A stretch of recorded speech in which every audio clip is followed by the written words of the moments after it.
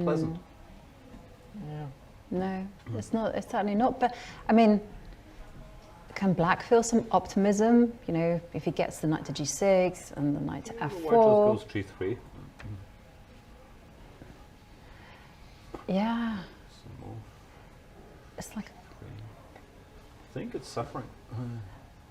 Oh, okay. We see a handshake. In the meantime, our second Armageddon game has kicked off, this time between Aryan Tari and Vishy Anand. Vishy Anand has to play it safe because a draw is as good as a win. He will start the game with 7 minutes on the clock, whilst Aryan Tari has a 3-minute advantage, but he has to win. And there will be no increment until the players have reached move 40, and then they will get a 1-second increment per move. And okay, we see an Italian game, but this time with the knight coming up to c3. Does this have a name? I don't know. It's the beginner's variation. Oh, the kiddie variation. Every junior tournament starts off like this, and this is good advice. Go h3 and go h6. Kill that bishop g5. I have played it when I was. You never played it? No, I have played it. Oh, you played it? Yeah. I have won so many games here. h3, h6 included. Now knight a4. That's the typical plan to try to mix it up a bit. Go after this bishop. Black is still very solid after bishop b6. If it gets taken, then Black can play bishop e6, cut the white bishop pair in half later. But margins are slim in the Italian. It's hard to find anything. So people have been trying their luck here. And yeah, Vishy goes bishop e6 as expected. I like Black. I mean, in an Armageddon game, I think it's easier to play with Black now. I'm not sure. It depends how much time Aryan put in here. Like, because why does these plans take c4, b4, b5? But I would also think Vishy's a favorite here. He likes his knights. He's probably b4 play. b4, yeah. And we're told by chat that it's not called the kiddie variation of the Italian game. It's called the classic variation. Same thing, if you ask me. Which one is the gioco piano and which one is gioco pianissimo? Is pianissimo with c3 or I always get confused. I don't know. I'm bad with opening names. Me too. Yeah, they're also, you don't need to know them, right? You just need to know the moves, so like people are always surprised. Yeah, but it's very handy in quizzes, especially chess quizzes, when they throw out, what's the name of this? And you're like, oh, yeah. If you want to beat Magnus, and our producers are telling us that the pianissimo is with c3 and d3. So there you go. But this one is just piano, or this one is something else entirely? This is the classic. The classic. Right, expressly used by those under 10. Okay, c3 on the board. He built the bathtub. That's the one.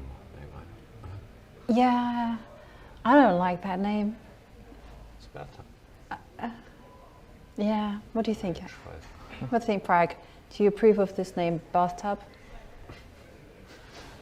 I never cared about names. Okay, we should start talking chess instead of making up all these nonsense names. Okay. Poor Pragnada who joins us and he has to listen to this nonsense. So knight h5 played, knight b6, a, b. Could be sort of similar to the Magnus game if the knight gets exchanged and white gets in d4. I don't. Okay, knight is on f4, but okay, can you be super objective and just go king h2?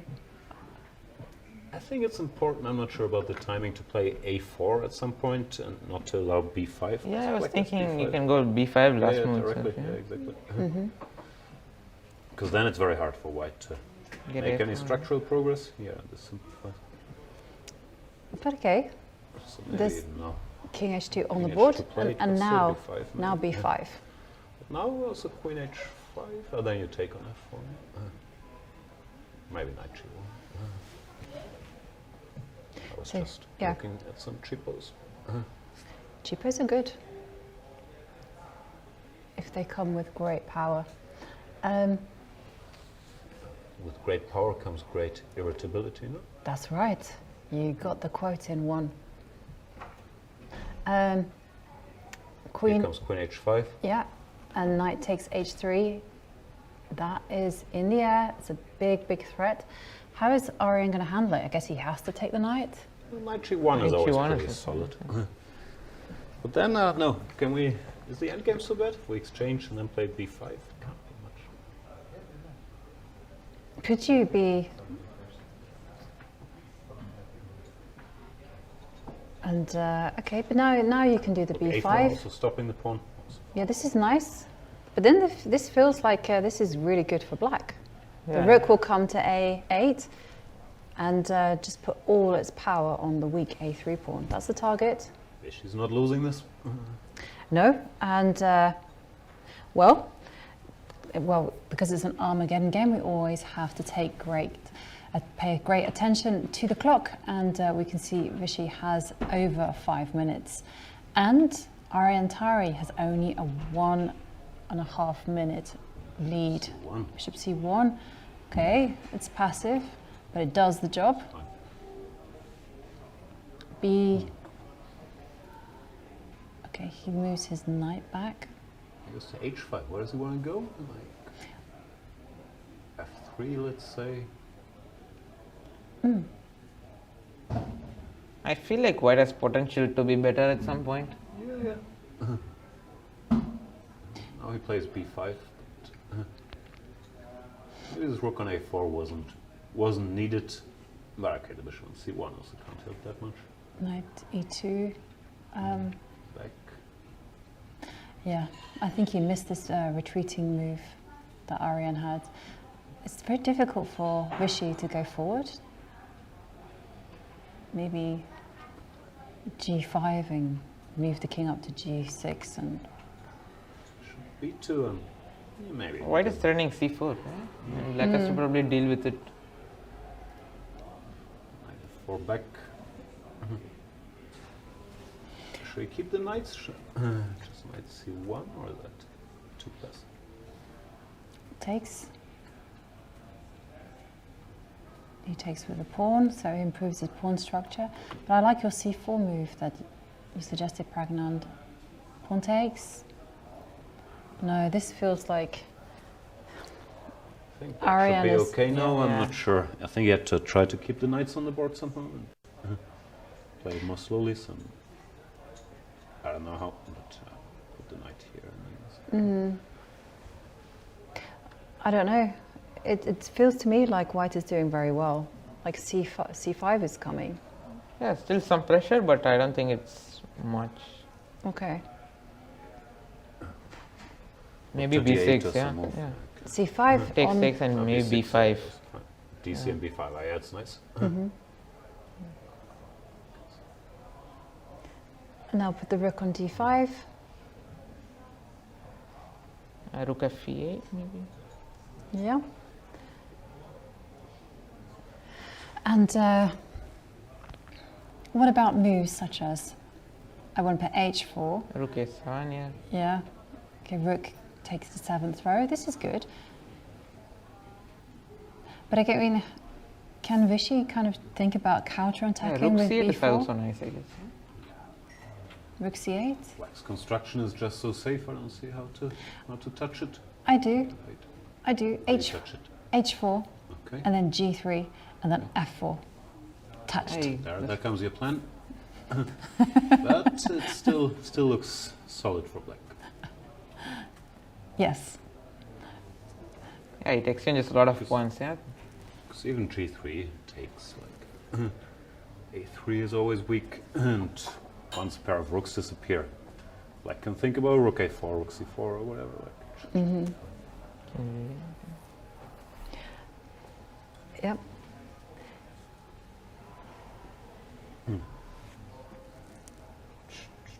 So, okay, so we think that this game is going to be headed into a draw. We do obviously have to keep an eye on the classical games. Anything of excitement happening? And I'm thinking of the game between Shak and Rajabov. Plenty of excitement here after c3, b takes c, bishop f1, he went b5. Yeah, black as a whole exchange up, but it's not really felt with these rooks not not playing any active role. Yeah. What should white do though? Queen here. Yeah, something that comes to mind is somehow to bring the rook to h1. Yeah, that's also an idea. Yeah. Yeah, something like this. Invite everyone to the party. It looks good. What are them? So this route. Oh, Yeah, it's also possible. No, looks very, very dangerous for black, and really his but teal advantage is not very fun. so white's plan, even once he gets his rook lift, is just to get the rook to the h line, pawn takes pawn, rook One day h7. will be threatening some sacrifice. No, I think Yeah. the rook joins. Okay. Certainly looks dangerous. And okay, well, Shaq has the time to think. So whilst he's thinking, shall we dash back to the Armageddon game and Sure. see how the players are coping with just having a few minutes left on the clock? White has made some progress, but King walked up the board. Very good. We like that. So bishop e1, bishop go, yeah, this is it. And if the king steps up one more square to g6, then the black king could be in a potential mating net. Not often you see that. Rook d4. Yeah. Exchange some rooks. But But that's, rook a1. Rook Nice a1, move. very He's under good. pressure. and again, king to g6, if that comes. Okay, but Rook Vichy h6. is holding firm. Not sure if he is. Rook h6. yeah, it looks scary. No. Yeah, he's captured the rook, king takes. And now what happens if greed? You just take the pawn. Yeah, there you go. The computer bar at least said that rook takes d7 was a big mistake. Yeah, Here yeah, it it thought feels white was like that, winning, yeah. but after rook d7 it thinks it's close to equal again. Probably some rook a6 or rook a. Okay. No. Black yeah. pawns are very safe. With the knight on c6, you can never touch them. Rook c2, yeah, but she's back in Yeah. business. And the king on d7 is just anchoring the black knight. So very stable construction. Rook c2, attacking the bishop. Can it move? Nope. And okay, yeah, if he has to play rook f1, that's not, unfortunately, a winning attempt. And now Vichy is in full control, and of course he actually has more time than Aryan on the clock. And the players they're on move 45, so they are getting that 1 second increment per move. G4 played. Okay, you can just take it. Rook c5 for 93. 93, and yep, it looks like Vichy is. Still try. Check. K5, but yeah, it's not enough pawns. Yeah, king steps back to d7. No danger. And I'm going to say that, and I'm going to regret my words. Rook to c3. Yeah, rook c3 is nice. Rook f6 Yeah. to go bishop e5. Check. And these- King, Give another check. Repeat once. keep your opponent guessing. Make them think it's going to be a draw, but then cruelly snatch it away from them at the last. Maybe king c5, second. king d4. Already in it. Let's say rook f7. Maybe then you.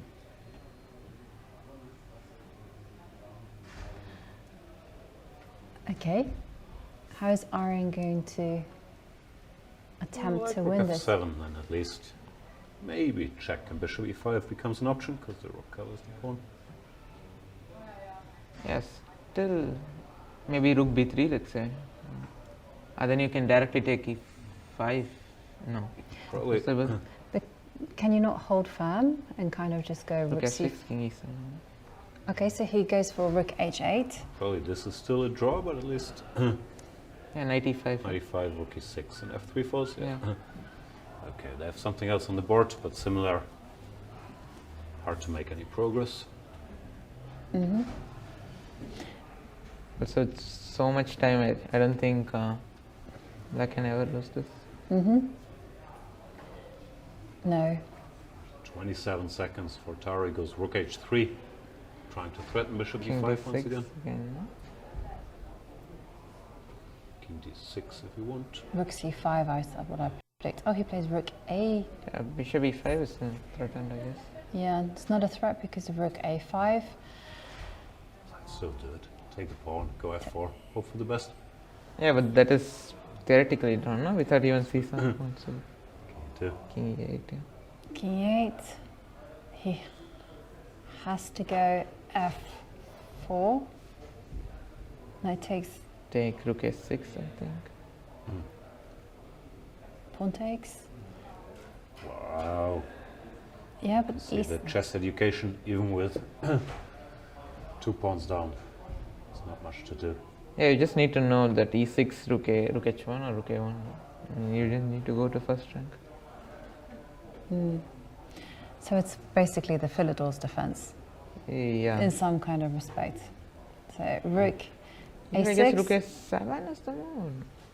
I think anything works now, rook anywhere.